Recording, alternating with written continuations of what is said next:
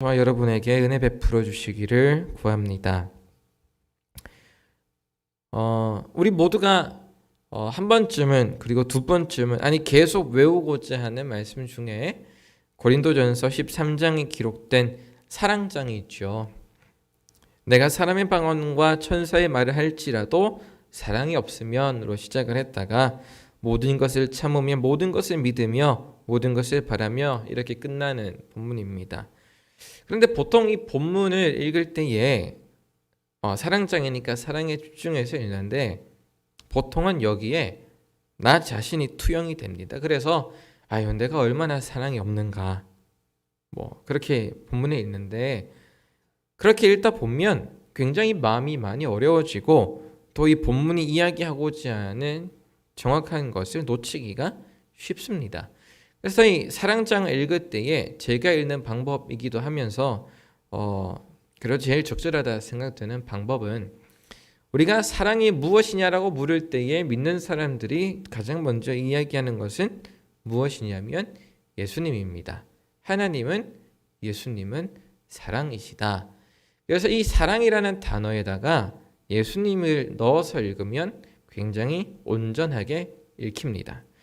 내가 사람의 방언과 천사의 말을 할지라도 예수님이 계시지 않는다면 소리나는 구리와 울리는 꽹과리가 되고 내가 예언하는 능력이 있어 모든 비밀과 모든 지식을 알고 산을 옮길 만한 모든 믿음이 있어도 예수님이 없으면 아무것도 아니고 내가 내게 있는 모든 것으로 구제하고 또 내 몸을 불사르게 내둘지라도 예수님이 계시지 않으면 내게 아무 유익이 없느니라. 예수님은 오래 참으셨고 예수님은 온유하셨으며 예수님은 시기하지 않으셨으며 예수님은 자랑하지 않으셨고 교만하지 않으셨으며 예수님은 사람들에게 무례히 행하지 아니하셨고 예수님께서는 자기의 유익을 구하지 아니하셨고 예수님은 성내지 아니하셨고 예수님은 악한 것을 생각하지 않으셨고 예수님은 불의를 기뻐하지 아니하셨고 예수님은 진리 그 자체이셨고 예수님은 모든 것을 참으셨고 아버지 하나님을 믿으셨으며 견디셔서 구원을 이루셨습니다. 이렇게 읽는 것이 우리 마음에 한결 무난하게 다가옵니다. 예수님이라는 존재가 훨씬 더 가슴속에 다가오게 되죠. 자, 이것을 이야기한 이유는 사랑에 대해서 이야기한 이유는 1분 뒤에 이야기하도록 하겠습니다.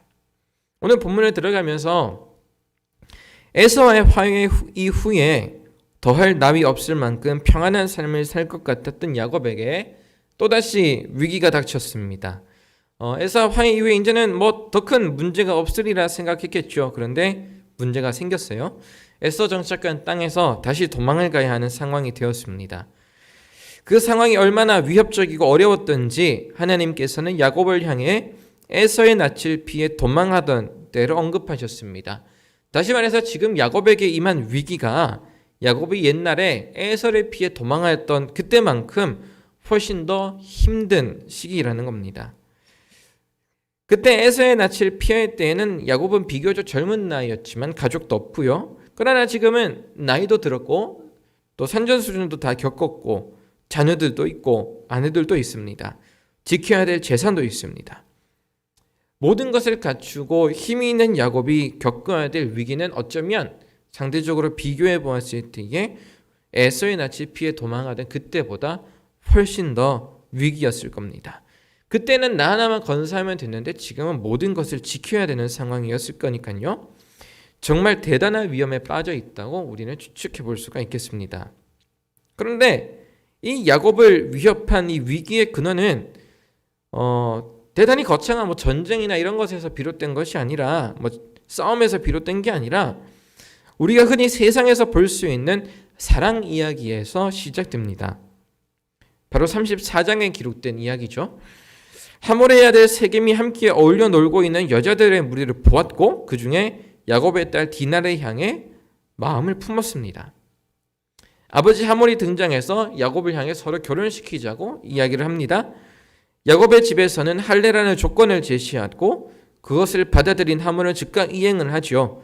남녀가 만나고 이야기가 진행이 되고 어른들을 포함한 집안이 많아 서로 조건을 제시하고 나를 잡는 평범한 이 결혼 이야기가 야곱을 위협한 이유는 이들의 사랑이 아까 읽었던 것처럼 온전한 사랑이 아니라 잘못된 사랑이었기 때문이면 그렇습니다. 디나와 이 세겜의 사랑은 잘못된 사랑이었습니다. 디나의 사랑은 아니죠. 세겜의 일방적인 사랑이었으니까요. 하몰의 아들 세겜의 사랑이 온전한 사랑이 아닌 첫 번째 이유는 여러분 오늘 읽을 말씀처럼 사랑은 무례하지 않아야 하지만 하몰의 아들 세겜이 디나에게 보인 사랑은 매우 무례하고 교만한 사랑입니다.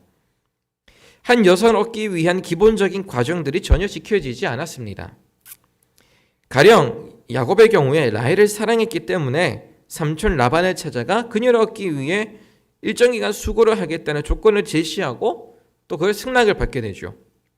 그런데 세겜은 그렇지 않습니다. 여성의 의사를 전혀 고려하지 않은 채 본인의 못된 욕구만 앞세워서 일을 저질러 버립니다. 그래서 온전하지 못합니다. 세겜의 사랑이 온전한 사랑이 아닌 두 번째 이유는 잘못을 수습하는 과정이 매우 잘못되어 있습니다. 자기의 잘못을 수습하는 과정에서 보이는 첫 번째 문제는 수습 과정이 매우 성급했다는 것에 있습니다. 다윗이 우리아의 아내 밧세바를 범한 후에 그가 하나님 앞에서 회개하는 과정은 매우 인상적이죠. 선지자 나단이 하나님의 말씀을 받아 다윗을 꾸짖자 그는 금식하고 밤새 땅에 엎드려 있었습니다.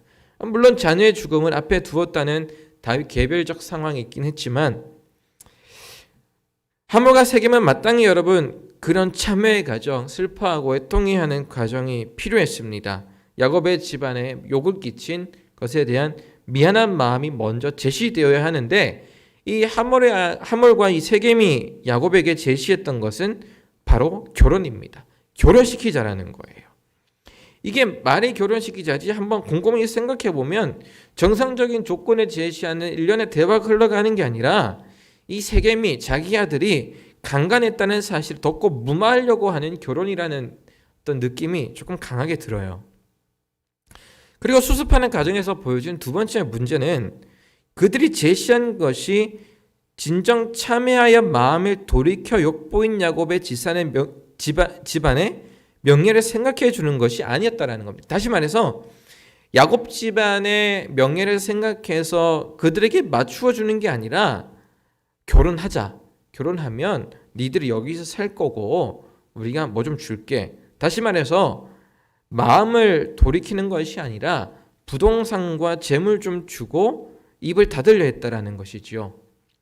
이거 여러분 피해자와 피의자 간에 이렇게 되면 말 다 한 것이죠. 더 설명할 것이 없습니다.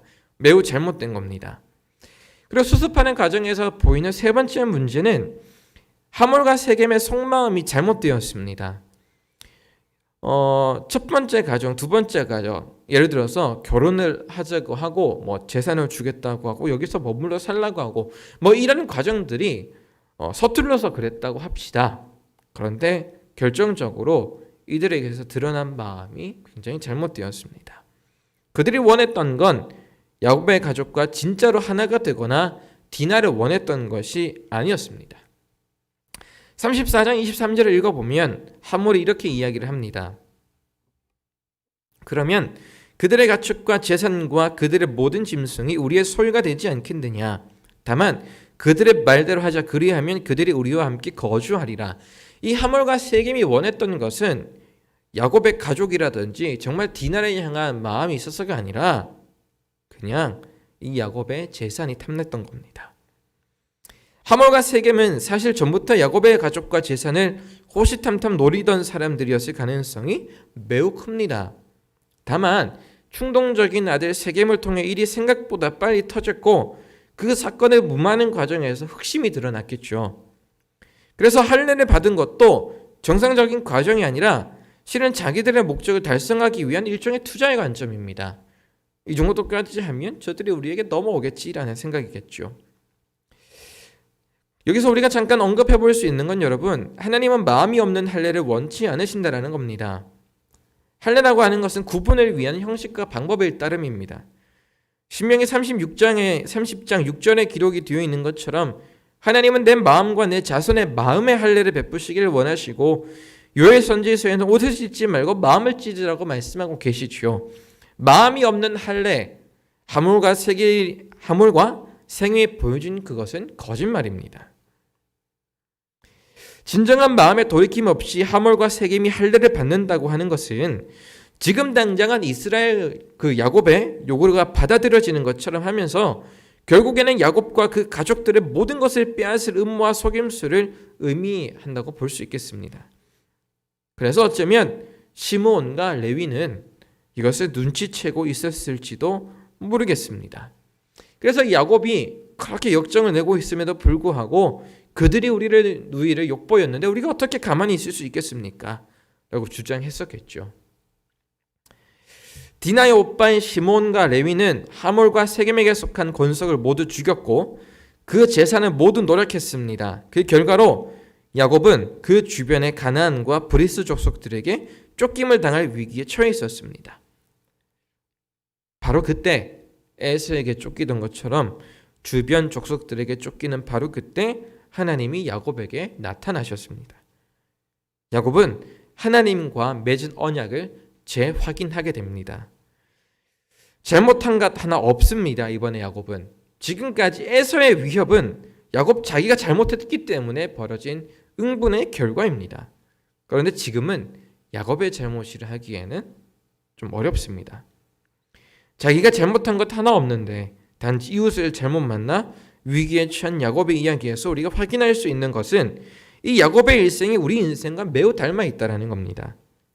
잊혀질만 하면 극복했다고 생각이 되면 또다시 찾아오는 내 삶의 어려움, 심지어는 내가 잘못한 것도 내가 실수한 것도 아닌데 내 생명과 가족을 위협하는 상황, 내가 책임을 져야 되는 상황들이 여러 있더라는 겁니다.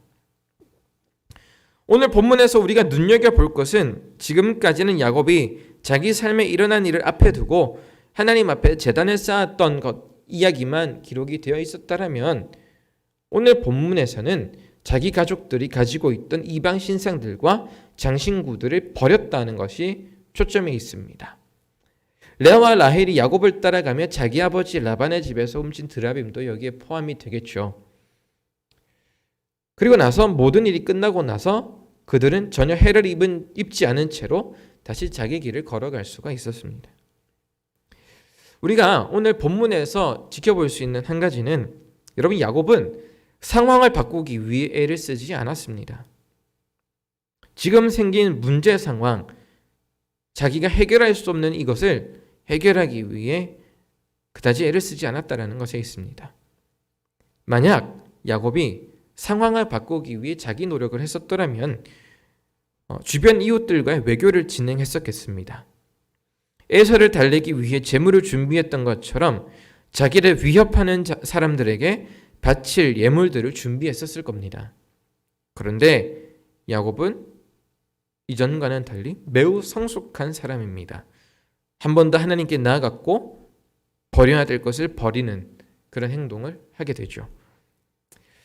우리가 알 수 있는 한 가지는 상황과 그에 따르는 결과는 하나님의 손에 있으므로 우리는 온전히 하나님을 의지해야 한다는 것과 또 다른 한 가지는 하나님 앞에서 우리가 정돈해야 될 것을 찾아보는 길입니다. 여러분, 우리는 나 스스로가 잘못한 게 없음에도 불구하고 내가 잘못한 것 같은 세상 속에 살아갑니다. 코로나 시대를 맞아서 우리는 모두가 피해자이면서 동시에 모두가 가해자일 수 있는 이상한 현실을 살아갑니다. 직업을 따지지 않고 힘들고 거주할 것 없고 살아가기 참 힘든 이 시대, 하나님께서 우리에게 요구하시는 것은 어쩌면 하나님 앞에서 정돈해야 될 내 스스로를 살펴보는 것이리라 생각합니다. 사스가 그랬고 메르스가 그랬던 것처럼 코로나가 지나면 또 다른 무언가가 등장해서 우리 삶을 어렵게 할 겁니다. 어려움은 반복적이고 우리 삶을 위협하는 것들은 너무 많아서 우리가 모든 것을 방어하며 지내기는 불가능합니다. 하몰과 세겜의 속마음을 야곱이 전혀 모르고 있었던 것처럼 우리는 사람들의 모든 마음을 인지하며 살아가기가 어렵습니다. 그래서 우리의 시선은 하나님 앞에 고정해야 됩니다. 우리가 해야 될 것은 하나님 앞에서 우리가 정돈해야 될 것들을 정돈해내 가는 겁니다. 하나님 앞에 오롯이 서서 하나님이 오늘 나에게 요구하시는 것이 무엇인지 섬세하게 들어보는 것이 우리가 해야 될 일입니다. 우리가 하나님 앞에서 정돈해야 될 것을 정리할 때에 그래야 다시 걸어갈 수가 있게 됩니다. 그렇게 걸어갈 때 하나님께서는 우리가 전혀 예상하지 못했던 방향으로 일하실 것입니다. 야곱이 이웃 주민들이 자기에게 두려움을 느끼리라 생각을 했겠습니까? 그러나 그것은 하나님이 하신 것입니다. 여러분, 우리가 하나님의 앞에 서 있을 때에 하나님께서는 우리를 위해 일하시고 반복되는 삶의 어려움 속에서도 피할 길을 열어주실 것입니다. 2020년 한 해를 마무리하는 시점에서 우리 사랑하는 상일교회 성도 여러분에게 하나님을 다시 찾는 무릎 꿇음이 여러분에게 있기를 바랍니다. 여러분의 삶을 위협하고 어렵게 하며 눈물 흘리게 하는 요소들은 참 많이 있습니다. 지금 겪고 있는 문제를 이겼다 싶으면 또 다른 문제가 찾아올 예정입니다. 우리의 삶은 그렇게 늘 쉽지만은 않았습니다. 그러나 하나님께서 오늘 말씀을 통해 우리에게 요구하시는 것은 또다시 찾아온 어려움에도 불구하고 하나님 앞에 제단을 쌓아가는 겁니다. 사랑하는 상일교회 성도들이 하나님 앞에서 제단을 쌓는 그런 성도들이기를 원합니다. 하나님 앞에서 예배하고 무릎 꿇는 그런 사람이길 원합니다. 하나님 앞에 무릎 꿇을 때에 그분은 반드시 우리에게 말씀하시고 선하고 좋은 열매들로 우리의 곳간을 가득 채워주시리라 믿습니다. 기도하겠습니다. 우리가 이 시간 같이 기도할 때에 우리 한 가지 사실을 놓고 기도합시다. 우리 교회 사랑하는 입시를 앞둔 자녀들이 있죠. 부모의 품을 벗어나서 이제 독립하는 시기입니다. 그들에게 중요한 것은 지금 입시가 앞에 있다는 것보다 더 중요한 것은 그들이 독립을 해나간다는 시점입니다. 그들이 삶의 주체가 된다는 거예요. 지금까지는 부모의 어떤 또 가르쳐주는 교사의 어떤 영향 아래에 있어서 그들의 지도를 받았지만 이 시간이 지나면 이제 그들 스스로가 자기 삶을 디자인해 나가야 됩니다. 그렇기 때문에 이 시기가 굉장히 중요합니다. 야곱이 이스라엘로서 살아가야 하듯 우리 사랑하는 자녀들도 그렇게 독립적으로 살아가야 합니다. 살아가는 세상이 얼마나 어렵습니까? 그렇기 때문에 우리 여러분 기도할 때에 우리 자녀들의 이름을 생각하면서 하나님 도와주십시오. 정말 우리가 기도해야 될 것은 입시 성적뿐만 아니라 이 아이들의 삶입니다. 하나님 우리 아이들의 삶을 지켜주시고 우리 아이들의 삶이 걸어가는 모든 길에 하나님 은혜 베풀어 주십시오.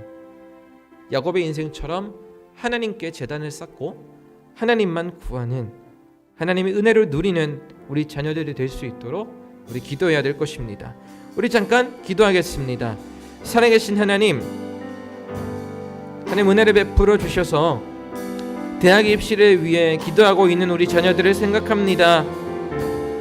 하나님 대학 입시뿐만이 아니라 그들이 살아가는 삶에서 하나님이 자녀들은 이제 자기 삶을 디자인해 나가야 되는 기로에 서 있습니다. 어렵고 힘들고 괴롭겠지만 하나님이 함께 하심으로 인하여 자기의 삶을 멋지게 걸어가는 우리 자녀들이 되게 하여 주십시오. 김랑연, 김세영, 문의진, 박건중, 서원, 신하영, 유하은, 이민기, 이성은, 이용빈, 이하영, 이호진, 임지수, 정동화, 정성훈, 황명선을 하나님 기억하여 주셔서 앞으로 이 시간 이후로 하나님의 도우심과 하나님의 이끄심을 눈으로 보아하는 자녀들 되게 하여 주시고 뿐만 아니라 이들의 부모들 가운데도 함께 하여 주셔서 지금까지 내 손으로 이 자녀들을 기른다고 생각을 했더라면 그 마음을 내려놓고 하나님이 내 자녀들의 주가 되신다는 걸 인정하는 겸손한 마음과 하나님을 의지하는 마음을 새롭게 하여 주시고 하나님 자녀들을 하나님의 손과 마음에 맡겨드리는 믿음의 강건함이 있게 하여 주옵소서.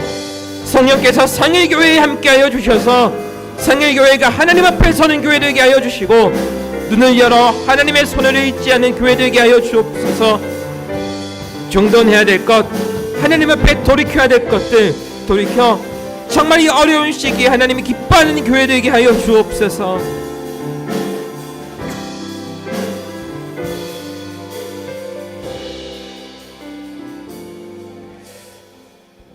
살아계신 하나님,